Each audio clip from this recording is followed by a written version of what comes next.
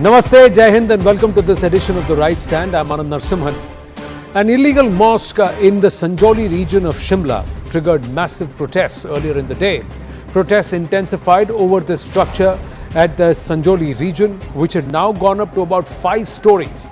There was huge anger among the locals over this structure, and this after there was an incident of violence that happened with a local getting up to 14 stitches on its head after some of the denizens of this mosque entered into a fight with this person. Now, the locals came out onto the streets and demanded immediate demolition of this structure. BJP, Hindu Sangatans, the locals in that Sanjauli region all came out and said, why is this illegal structure still standing? Demolition. This structure has been there since 2010, where it was a small nondescript structure that was built over land which was in dispute in the courts. The civic body commissioner has already called the construction illegal. There have been multiple times that notices have been sent about this. But slowly, through the years, especially in the COVID period and between 2020 and 2023, this structure suddenly became a 5-story structure. The State Minister of Rural Development, Anirudh Singh, on the floor of the Vidhan Sabha in Himachal, said that there should be proper verification of people coming from other states or those who are non-locals in Himachal Pradesh. Even going on to ask, are there illegals, non-Bharatiya, who are actually making or coming into Himachal Pradesh and settling in this region illegally? He highlighted how the influx of Bangladeshis and Rohingyas has seen a surge in recent times, not just in Himachal but across Bharat. Let's go straight across to the person who raised this in the Himachal Assembly, Anirudh Singh, the Himachal Rural Development Minister. Anirudh ji, namaste. Thank you for speaking to us here at CNN News 18. My first question, Sanjauli में जो इस मस्जिद को लेकर विवाद चल रहा है, अब पूरे हिमाचल में ऐसे अवैध ढांचों को, स्ट्रक्चर्स को लेकर प्रश्न उठाए जा रहे हैं, कहा जा रहा है इन सबको तोड़ दिया जाए. आपने भी कुछ तथ्य सामने रखे थे सदन में.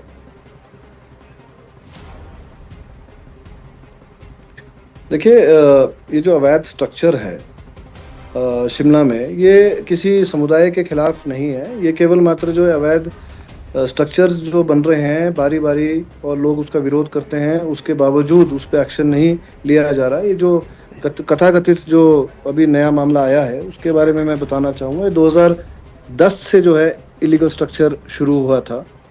रिपीटेडली म्युनिसिपल कॉरपोरेशन ने इसको जो है नोटिस सर्व करते रहे, परंतु कोई एक्शन नहीं लिया गया. Only notice had been served and they were proclaimed offender for this.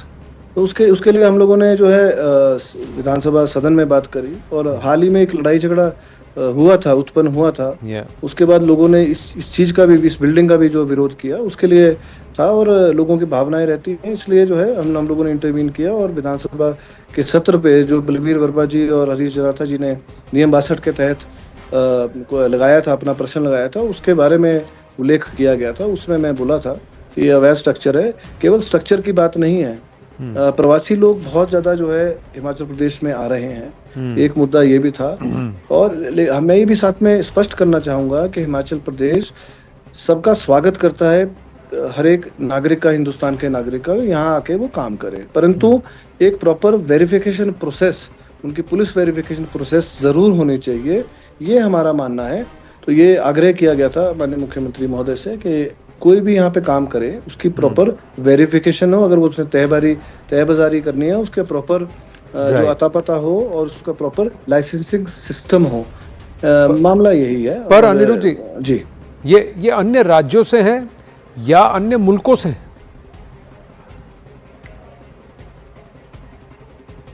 Yes, I have. This is a very serious matter. The RAW, the IB, they have been repeatedly posting and reports have been sent that many Bangladeshis, Rohingyas have come into India. Yeah. So we do not know. So that is why the question arises. We should have an proper system of verification, police verification of everybody. Even if I go to another state and want to work out there, my verification should also be done. This is the matter.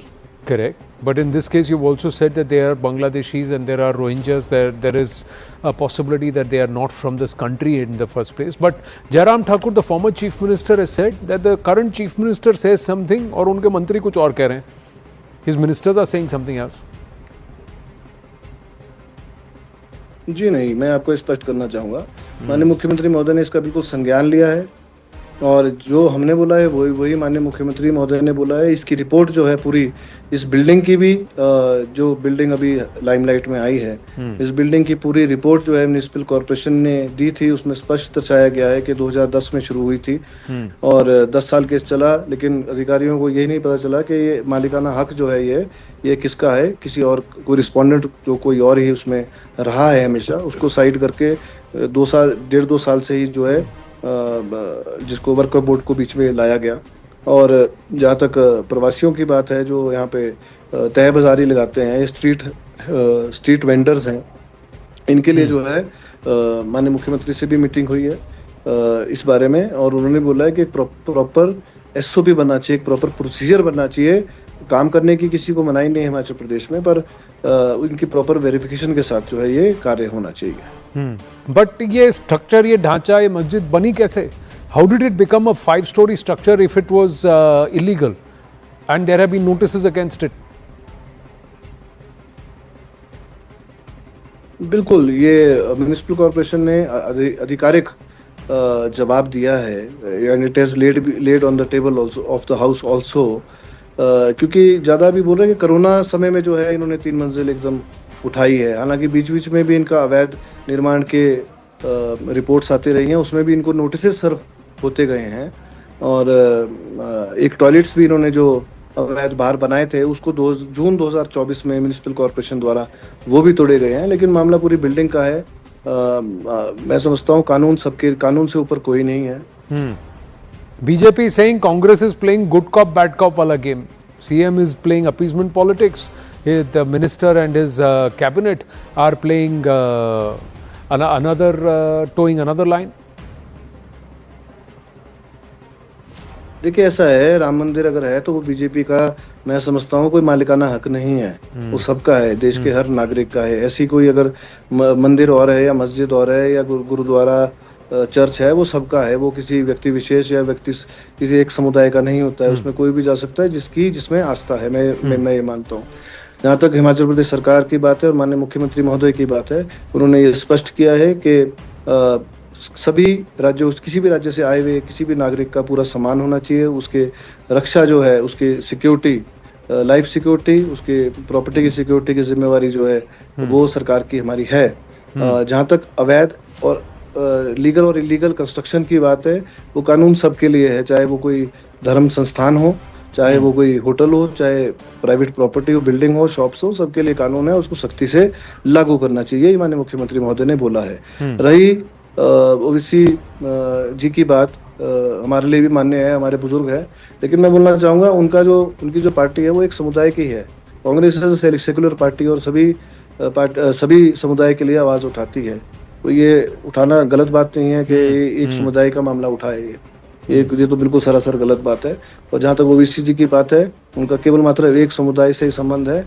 और जहाँ तक BJP की उन्होंने ये बात करी है, ओवैसी जी ने, ये मैं माध्यम से देखिए कि कांग्रेस के मिनिस्टर जो हैं वो बीजेपी की भाषा बोल रहे हैं। तो मैं उनको ये बोलना चाहूंगा, हालांकि हमारे सामान्य हैं वो, आप तो बीजेपी की टीम है, बी टीम तो आप हैं, उसमें कोई वही, this is all political to gain somebody calls you speaking the BJP benefits. Language, others you are saying they are BJP's B team. My question is another B.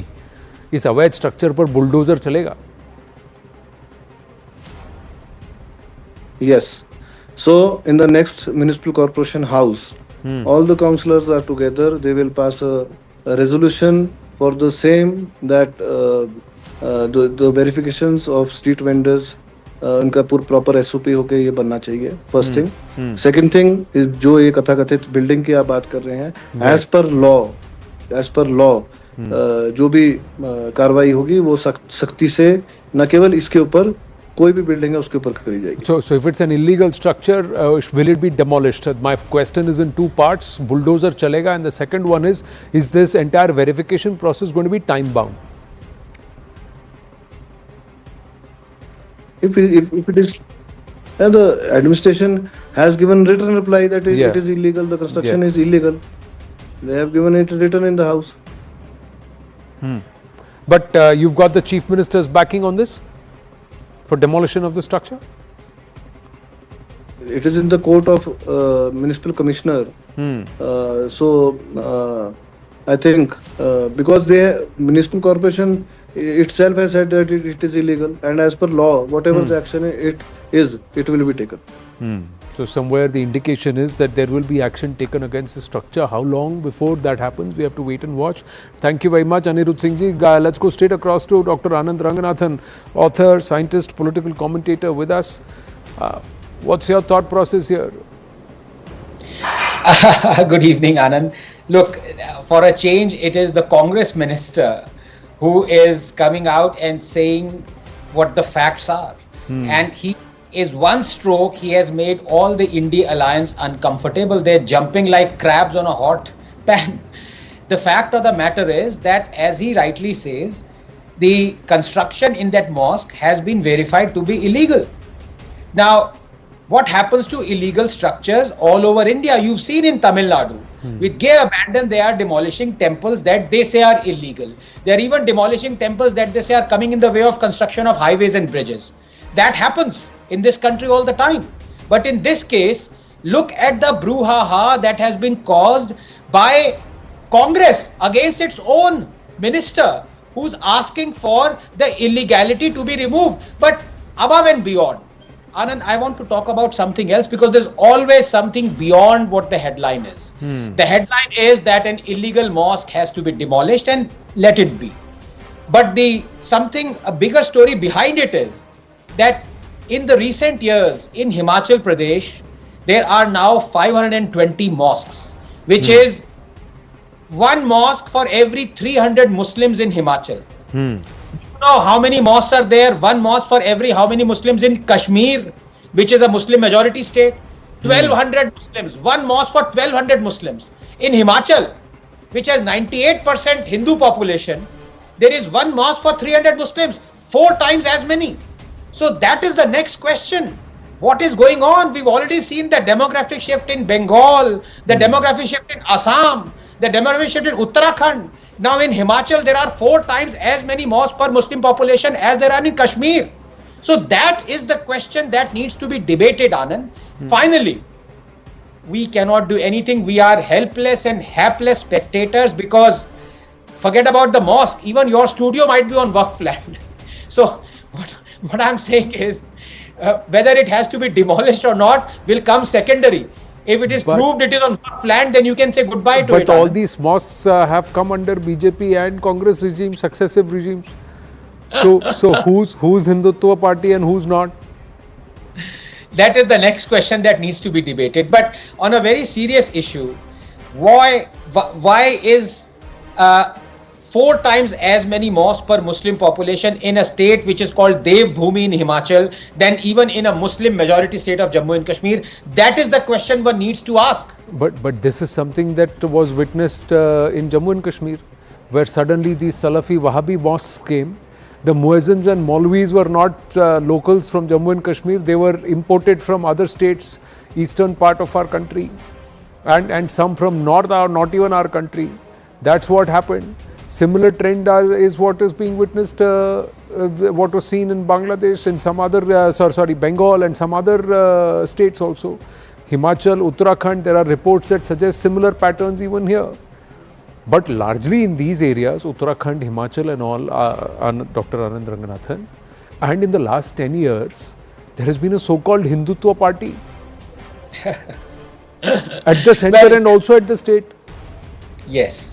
But let me tell you, yes, you're right, tongue in cheek, you're absolutely right. And I have been more critical. I've even written a book on it.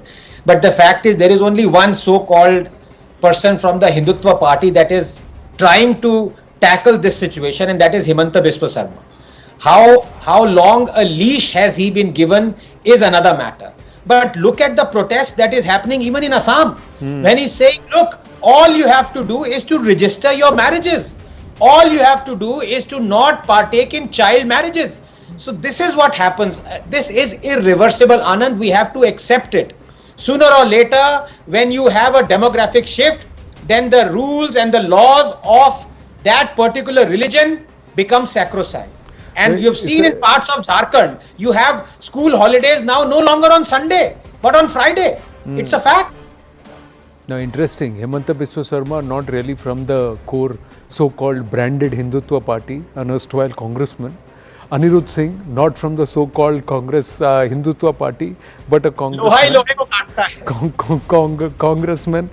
And there is another who's the chief minister of perhaps the largest state in the country, who is not a core BJP person, but been a BJP MP for a long while. So he is actually a Mahant of a Mutt.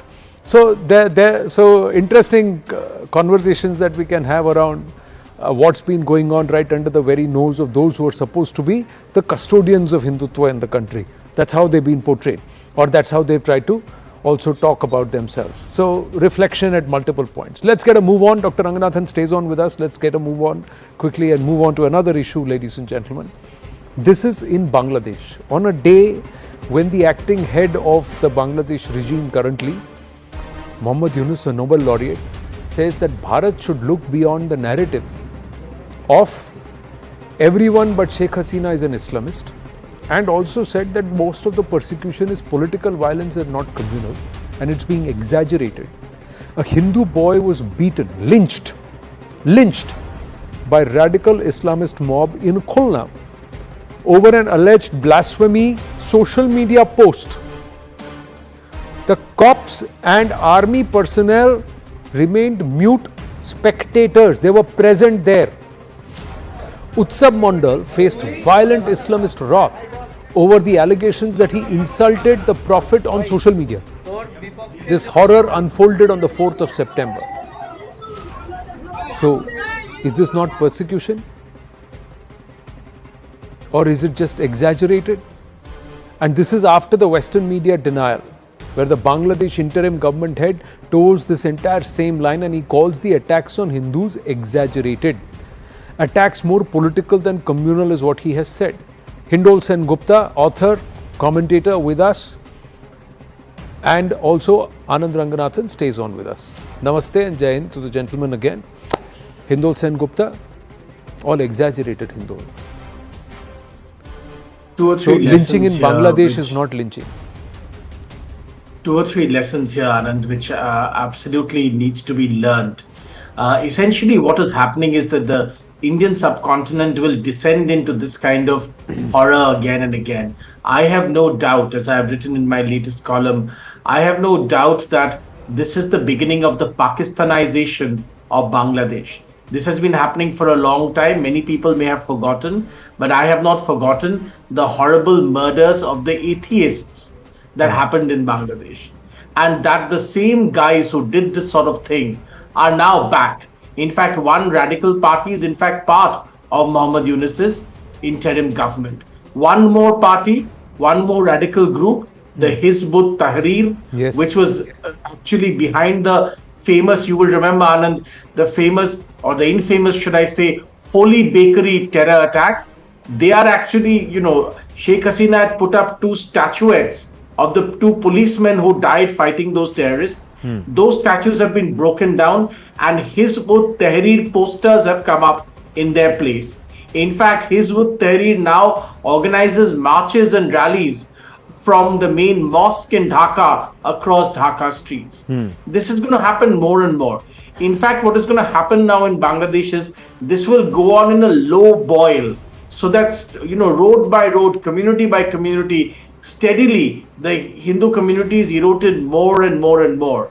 I have absolutely no doubt between the Jamaat and the Hifazat-e-Islam and the Al-Qaeda inspired, groups that have emerged in Bangladesh and the Hizb ut-Tahrir, they want a complete Islamization of Bangladesh. Remember, at this point in time, even as Muhammad Yunus is saying that this is all, India essentially making up things, the biggest debate in Bangladesh has been started by the Islamists saying that the national anthem needs to be changed. This is not a good enough national anthem for an Islamist state. So this is going to radically change the face of Bangladesh. and there is no doubt in my mind that this will happen. I want to put one thing to you. Many people say that, oh, these things happen in India too. We never say that these things happen in India because of what people see happening in Pakistan and Bangladesh. Whereas when something happens in Bangladesh, the Bangladeshis quickly turn towards India and says, oh, because Muslims are ill-treated in India, that's why things are happening in Bangladesh. Actually, I would like to put the argument that this has been happening for decades in Pakistan and Bangladesh, and therefore certain kind of pushback is happening in India too. And if this happens and this gets, this flares up even further, we will see a complete fall of any kind of civic, sense of responsibility. We will descend into greater anarchy. Already you have seen in, this horrible case of a bunch of quote-unquote Gaurakshaks in India chasing down a boy and killing him. I would argue that this is a result of decades of illicit cow smuggling or cattle smuggling that has been happening from India to Bangladesh. Everybody knows this. The statistics are clear. So therefore, we cannot go down this competitive route anymore. And we have many things. I was looking at your Himachal Pradesh story before this. These signs are very, very ominous. I think Anand Ranganathan was saying that in Jharkhand, in certain schools, now the holiday has changed to Friday. These are very ominous signs. I fear, and I want to put this on your Jharkhand, Hindul. I'm fear there will you. be a descent. It's not Jharkhand. It's happening in Bihar. Chaos. We have done a story here in October last year. We followed this up and we investigated it, that there are at least about 10 to 12 districts in Bihar, if not more, where a huge number of schools have self-certified themselves to be Urdu schools, self-certified themselves, and there is a huge demand in a lot of these areas and districts that majority of us prefer Friday to be off, so you give Fridays off. They are forcing schools to say not Bengal, Sunday but Fridays off. And in Bengal, of course, there are parts of Bengal where the Islamists have a problem with Saraswati Puja, Durga Puja, all kind of things, especially in the border areas. So we are going down a very dark path, Anand. We should be absolutely clear. What is happening in India, in Bangladesh, in Pakistan will have a reaction. And that reaction is not going to be good. So we are really going down a dark path. I think the minister who was talking to you right now, if he can actually apply what he was talking about, get proper laws in to target these things. And I think the Himanta Biswa Sarma example is also a good one.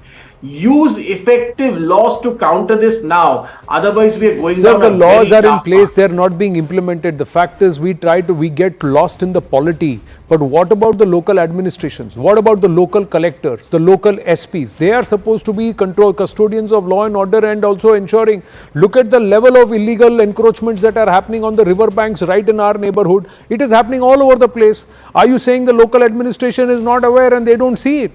They don't stop it? How did a five-story structure come there if the official right under the very nose of these officials? These are all questions that we have to ask. But in terms of Bangladesh, there is a denial, and more importantly, there seems to be a tacit backing of this denial in the Western media. There are NGOs which are trying to say blame it on India and trying to portray 3 or 4 pictures and say, look, this is the norm. The culling of Hindus or the chasing of their Hindus, the genocide there and the lynching, etc. are all exceptions.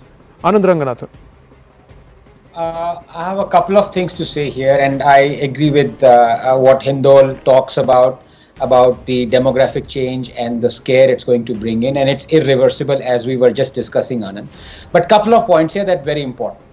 Number one, the fact of the matter is I can give a lot of data, but data is totally useless right now. Data like the Hindu population of Bangladesh or East Pakistan was 25%, and today it is 7%. Even Bangladeshi academics are saying in 30 years there'll be no Hindus left, so on and so forth. I can rattle out the data about the refugees, the attacks that have happened, but I'm not going to do that. I can blame Muhammad Yunus. I'm not going to do that, because I'm going to apply here what I call the Anderson razor. Anderson razor is that Warren Anderson, the butcher of Bhopal, I don't blame him for escaping in the middle of the night. That is what criminals do. Whatever Yunus popped up puppet is doing, that is what his job is.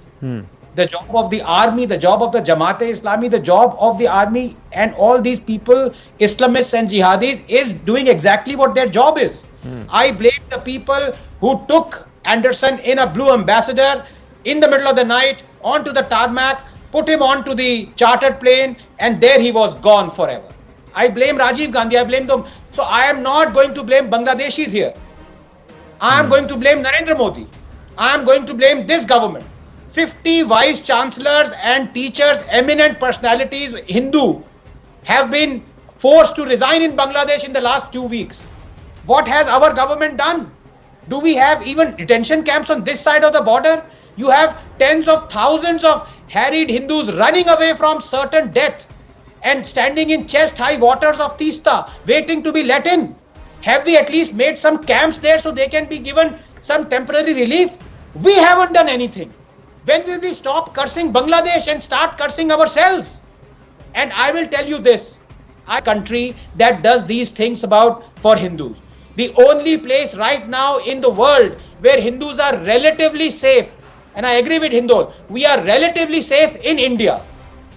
For how long, we don't know. No, but at least in India, we are relatively safe. What are we doing about there are it? 1.3 crore. There are 1.3 crore Hindus in Bangladesh. They choose to live in Bangladesh and they are very proud Bangladeshi. There are a few thousand, and if not more, who are wanting to flee because of persecution. So should India open its doors? Because we do not have a right to return policy like Israel has for Jews.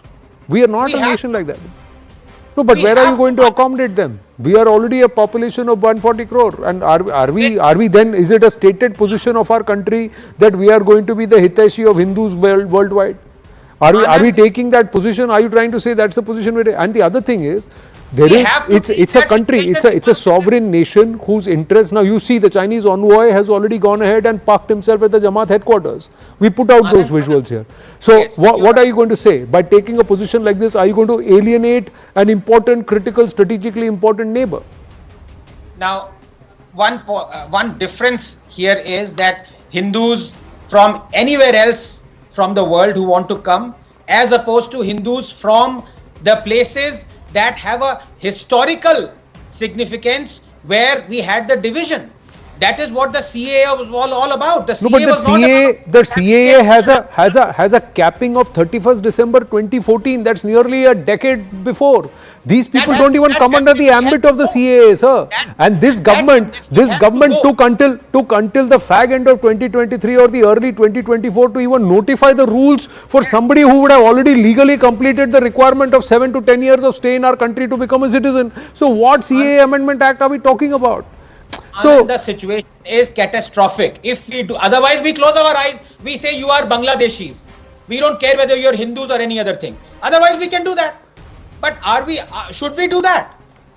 That's the question. See, when we can get in 40,000 Rohingya Muslims, we are not even getting in a few thousand Bangladeshi Hindus who are facing certain death. See, then that is something that the state has to decide what its policy is going to be, and then they have to walk that path clear. There is not even an amendment in process which says that let's advance this date or revise this date from 31st of December 2014 to 31st of December 2024. That's also not happened.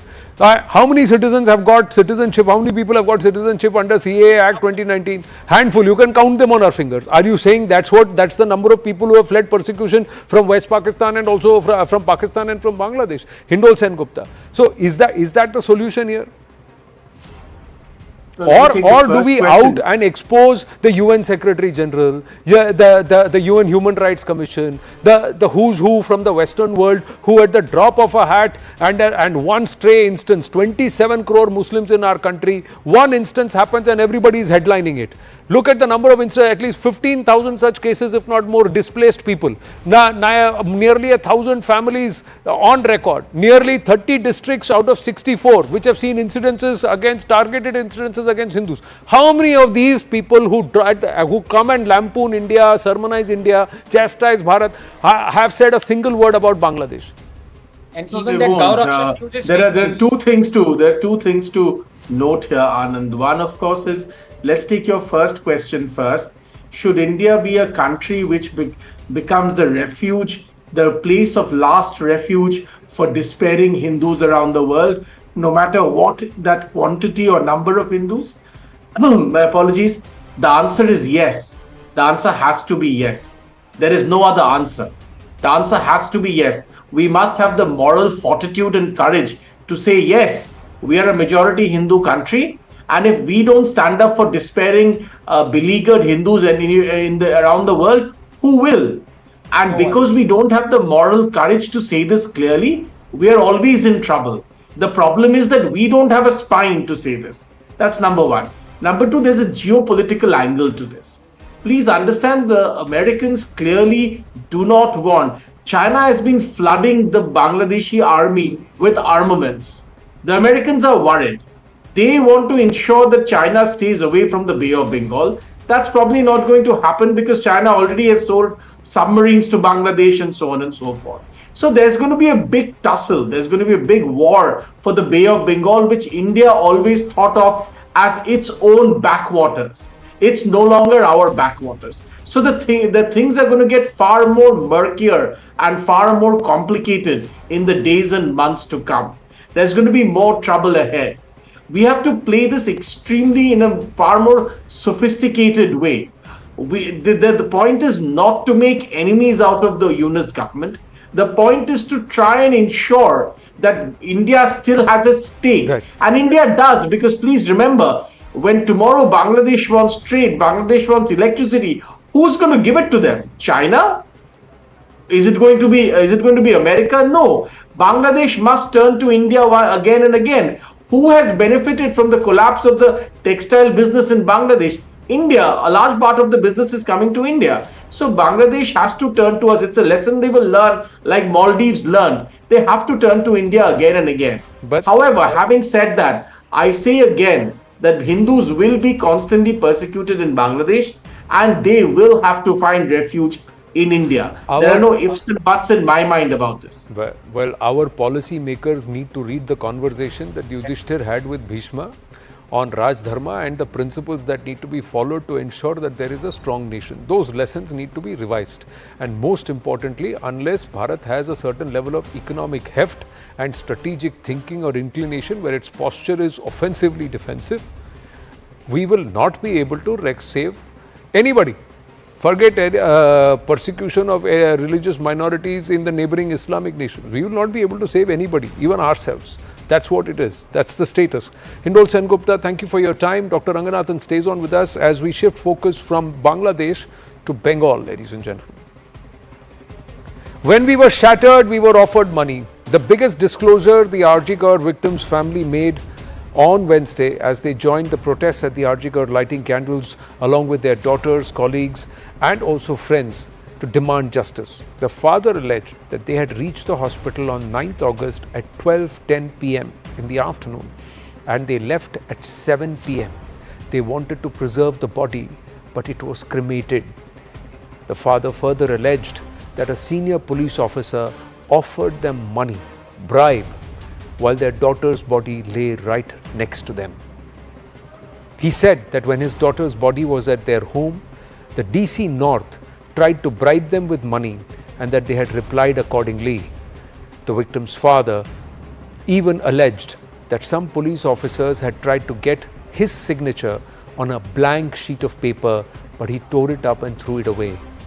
The victim's father then said that when they returned home, they found about 300 cops standing outside and they created such a situation that they were forced to cremate her.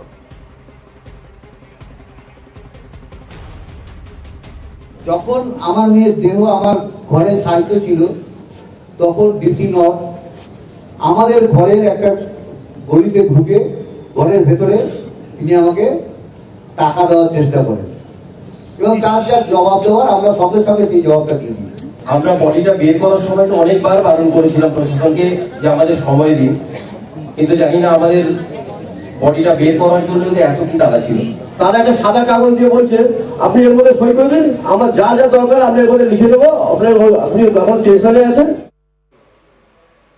There's more proof to this cover-up bid. The former principal, a day after the horrific rape and murder, attempted a massive cover-up. On 9th August, Abhaya's body was recovered, and on August 10th, Sandeep Ghosh issued a notice on renovation. Sandeep Ghosh directed the renovation of the room adjacent to the seminar hall. Why did this happen if this was not a cover-up attempt? Most importantly, what the family of Abhaya have said is shocking, ladies and gentlemen. They have said it in full public view. Priyanka Tiburwal, spokesperson of West Bengal BJP with us, Professor Manojit Mandal with us, Trinamool Congress supporter, a political analyst, he's also an academic. Dr. Anand Ranganathan stays on with us. Priyanka Tiburwal, Yes. the call now, the demand has been action or transfer, shunting, resignation of the Kolkata Police Commissioner. But in this case, Abhaya's father has actually named the DC North. Correct. Anand, so from the very first day when everything was coming up between whatever was happening there at the Arjikar, when it came in front of us, all of us could smell that there is a foul play. All of us could smell that, there is something which is being covered, which is being done to cover up everything. Now, what was that which was the government so afraid of? What were they trying to cover up? But everybody had questions in this regard. And, they were like behaving as if nothing has happened. And whatever has happened, they are there for justice. They will do their best so that justice is delivered. We saw them walking on the streets that we need severe punishment. Then just 2-3 days back, we've seen that they are coming up with laws, that we need new laws, we need stringent punishment, exemplary punishment with this stringent laws. Actually, what is required is this is not the right time for preventive measures or curative measures. The correct time here is to speak about those who are complicit in the crime, who have tried to cover up things, who have tried to haste up all the procedures so that the proper investigation is not done. What was the need? That is what we were asking. You, me, everybody, we were saying that what was the need for this hurried cremation? Now the family has opened up their mouth. They have said that it was not done after asking them, but much before that, the police was ready for this cremation. Many a times as advocates, Anand, I will tell you, it has happened that when the family has raised any kind of doubt, then there is a second post-mortem which is done, which happened in the case here also sometimes back in Calcutta itself. But they did not leave the body. They cremated it in haste. And to our shock, we've come to know that the father said to the media that some money is required after you do the cremation procedure and everything. That payment also the police people paid. They did not wait for the father to make that payment.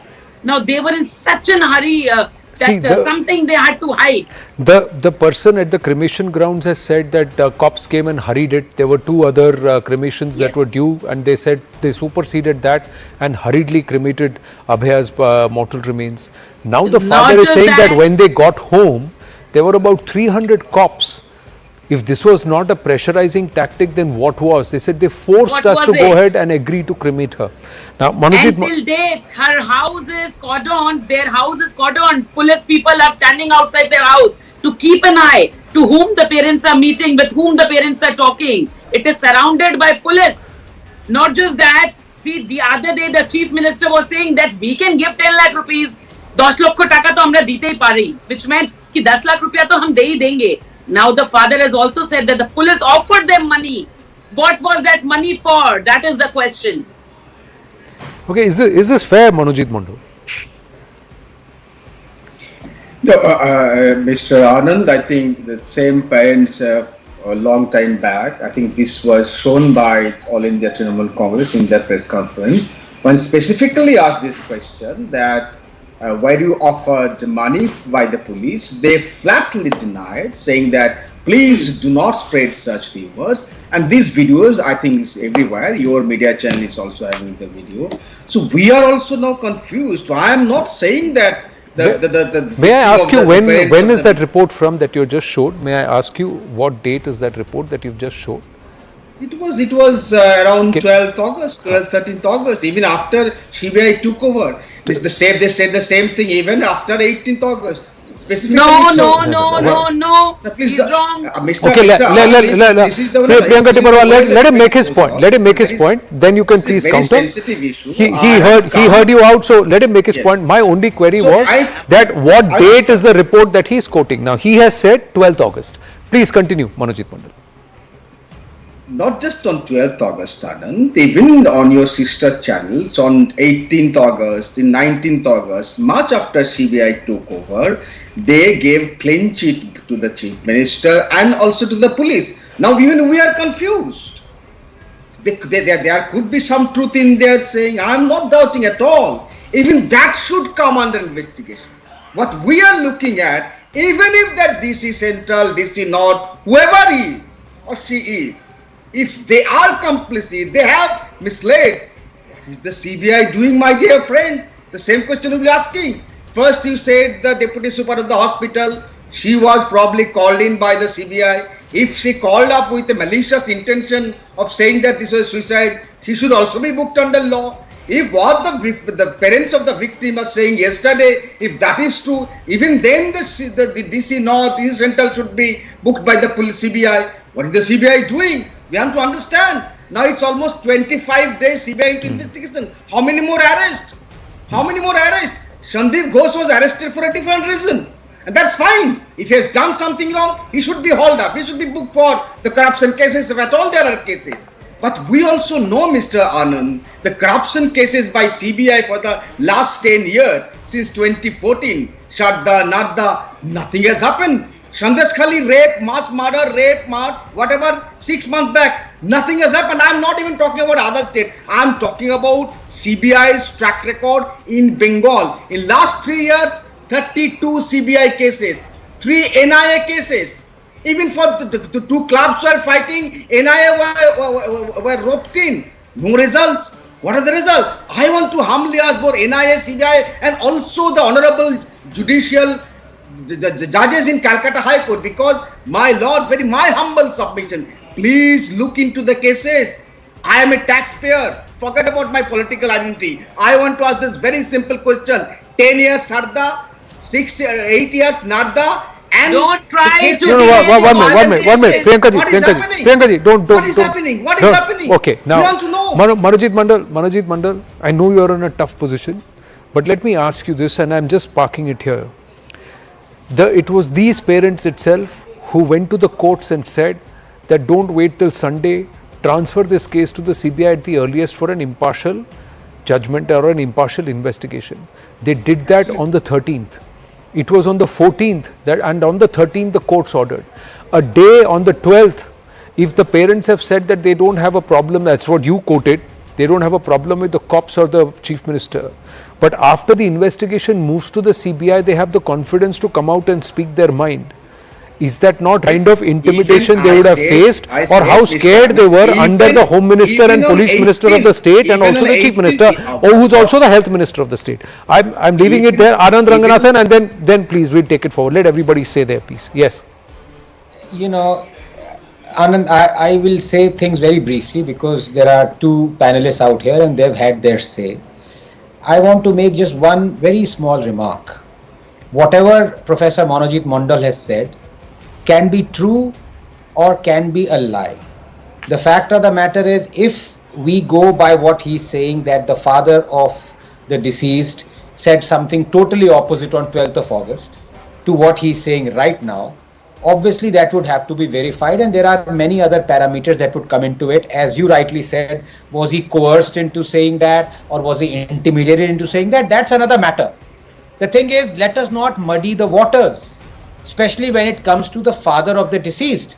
I am going to deal with only two facts here, and I want Professor Mandal to answer them because they are public documented facts. They're not if or buts.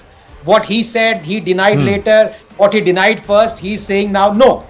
And those two facts are, Professor Mandal, is it not a fact that the father of the deceased was the first respondent and the person who filed the FIR after 10 hours of autopsy? It was not the hospital, it was not the director or the medical principal of the medical college, it was the father who filed the FIR, number one. And number two, is it not a fact that the health minister of the state promoted the the principal or the head of the college where the rape took place to another esteemed and iconic medical college until the High Court struck that promotion down. These are verifiable facts. You can't say that this didn't happen on 12th August, it's happening now. This is documented. Is it true or is it not? Just answer that. I'll answer.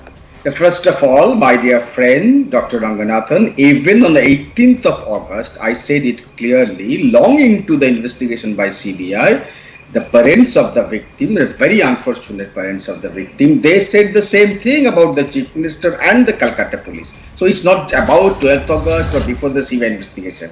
Coming back to the question of Mr. Sandeep Ghosh's transfer, I have made it amply clear that transfer could have been avoided, might be a wrong move.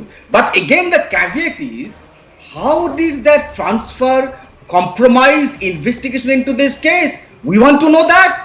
Let the CBI find that out. If the transfer was malicious to compromise the investigation, there should be some more arrest. Sandeep Ghosh should have been arrested in this particular case only. But he was arrested for a different reason. That case was transferred to CBI. Sandeep Ghosh will not be arrested there. Manojit Mandar, you are a master with words, so I'll compliment you there. But Sandeep Ghosh will not be arrested for his transfer. The action was done by the state. And the action was done by the health minister of the state, so the culpability and the answerability is on the health minister of the state. So that's one part. The CBI's mandate of investigation, the CBI has 90 days when it has to file its charge sheet. So it has to get to the bottom of it.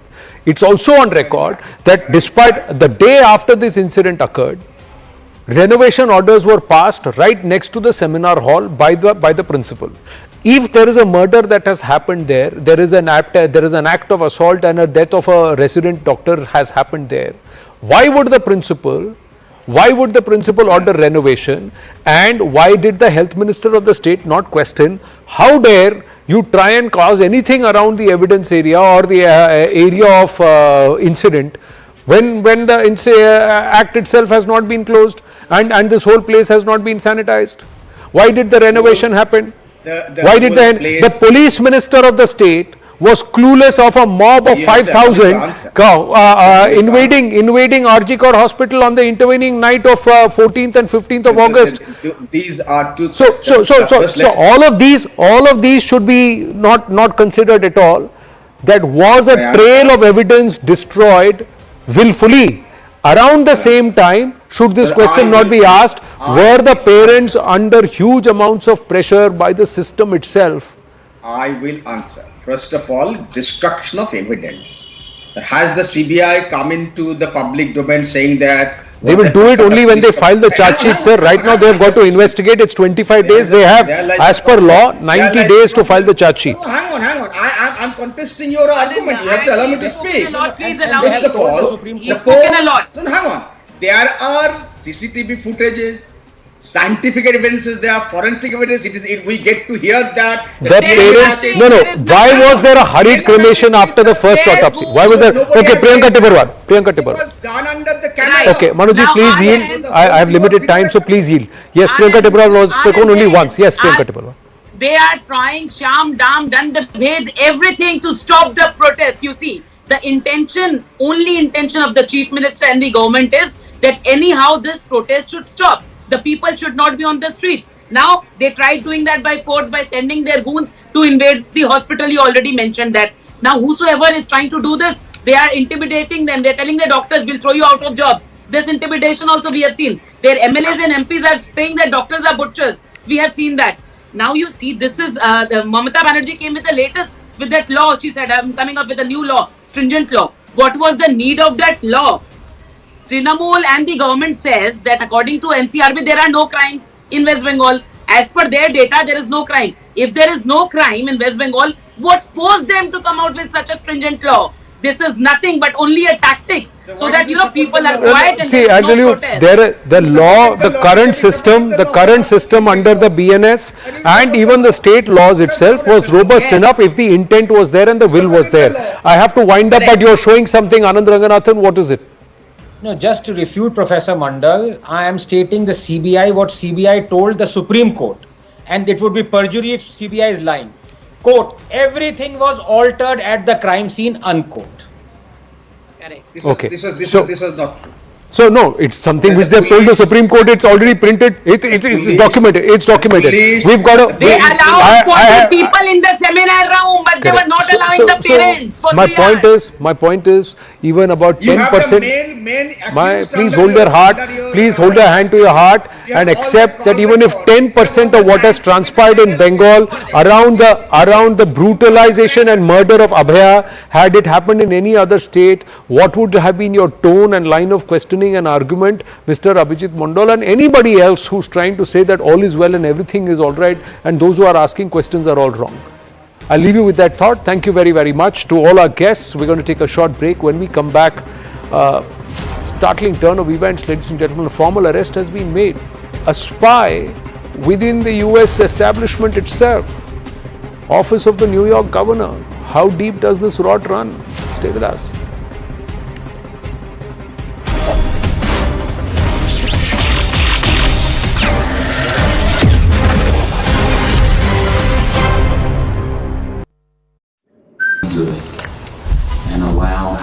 Lead us into what it is we need to let go so that we can hear your voice. Bring yours right up there too. Right up here. And he talks about what this looks like.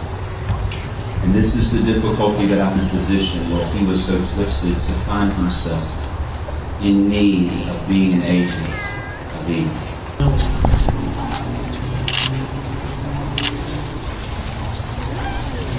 Together all with love and courage.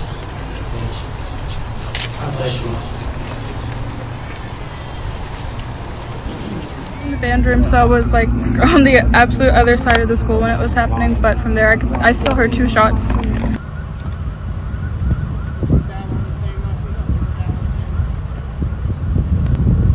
Well, I just heard the first shot go off, and everybody just looked to the door, and I didn't think much of it. I thought it was just like a loud bang, you know. I just thought maybe someone made a noise or something to scare someone, and then I think 3 other shots went off, and then that's when I looked, and then everybody started looking around, and so we went to hide, and more shots went off. I heard. When you say you went to hide, what happens then?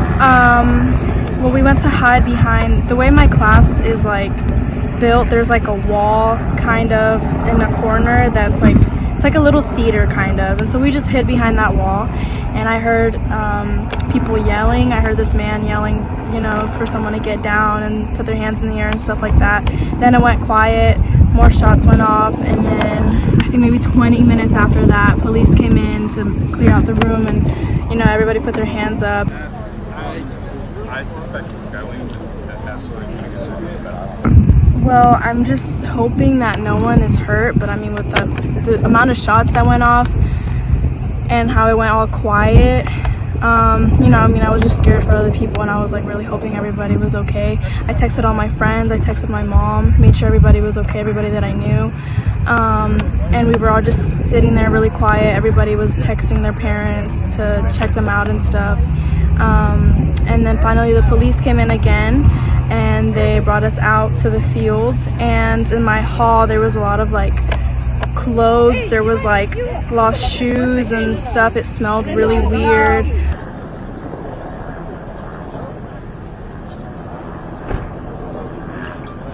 We were just finished with like our warm-ups, and out of nowhere, just like we were about to start tuning our instruments, and so our teacher had the screen on, and then all of a sudden the screen just like it turned red and it said hard lockdown, and we all kind of just sat there confused. And then we have like a light in the very middle of the band room, and I had never known what that was for, and it started blinking red. So our teacher, Mr. Muldrow, he just kind of like, he was like, get in the uniform room, and that was like the room farthest, you know, from the doors.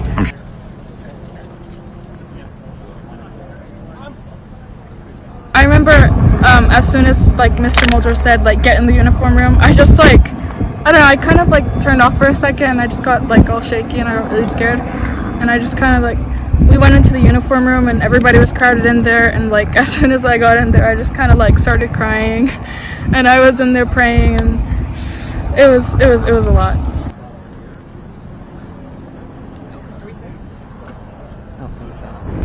I think the drills, it's like you don't really have that sense of like, oh my gosh, something's about to happen, you know?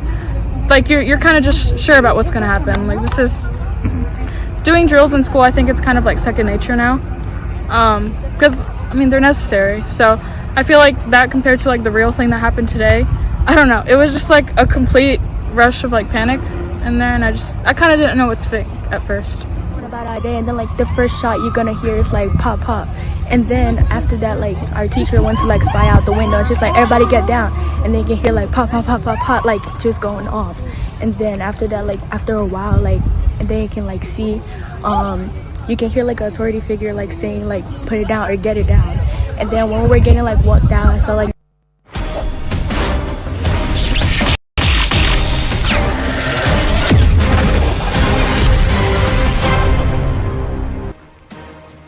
A former top aide to New York governor was arrested on charges of acting as a secret agent of the Chinese government. Linda Sun is accused of using her high-ranking positions in state government to serve the interests of the Chinese government and the Chinese Communist Party in exchange for millions of dollars. Linda Sun's husband has also been arrested in this matter.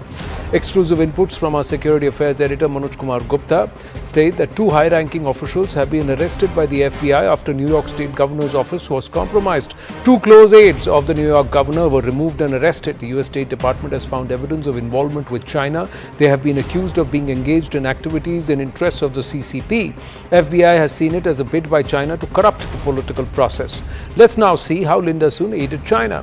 She blocked the meet of Taipei officials from meeting New York State officials. She changed high-level New York State officers' messaging. She also obtained official state proclamation for the PRC representatives. She attempted to facilitate high-level state politicians' trip to China. She also arranged meetings for Chinese delegations with New York government officials. There's much more to this. Keep watching The Right Stand. For the moment, winding up, brass tacks follows.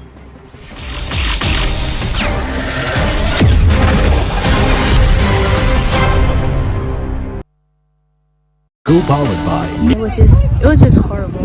We were just told not to look and get down, so I didn't really see none, and I just heard a lot. I wasn't really like counting because I was like in shock, so like my mind wasn't really at like how long have we been here. It was just like when are we gonna get out? Like are we gonna be safe? Or it's just what's gonna happen? Like am I safe? I'm safe. I just kept on like telling myself that I'm okay, and then I texted my mom. I was like I'm okay. It was just about me being safe and like my classmates being safe and wondering if like all my other friends and like people that I knew was safe. I feel like a lot safer now that I'm home and not here, which is I don't think I want to be like here like for like a long time now.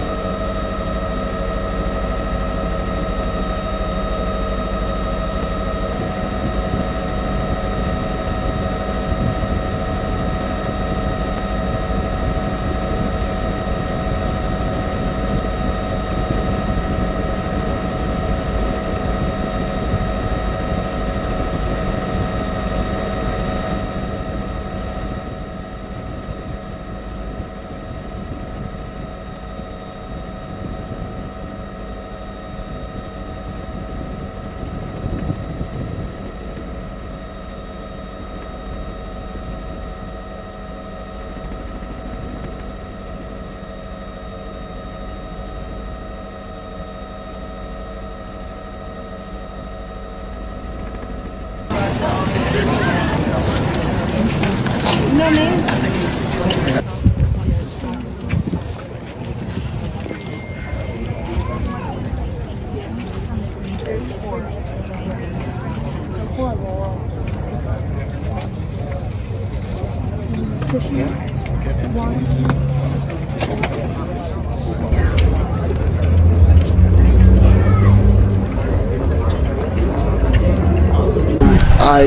I still don't believe this is real. Like, I knew a girl that got shot in her leg, and it really broke me because she was like a sister to me, and I don't know how to react to it. I need you to set aside all those things you're feeling that have got you tied up like that. I was walking back to class, and I heard gunshots and banging on the locker in the hallway, and I was banging on my classroom door, and luckily my teacher was right there about to turn off the light and let me in, and I ran in and I slid with the other students, and it was just very scary. I didn't really think it was happening. I thought it was just like a procedure. To allow God to call us towards unity. Will we take this opportunity to allow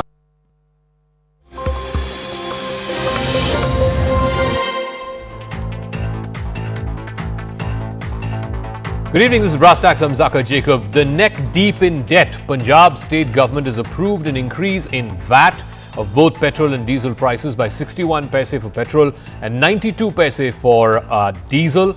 It's also announced the withdrawal of 3 rupees per unit power subsidy that was given to consumers.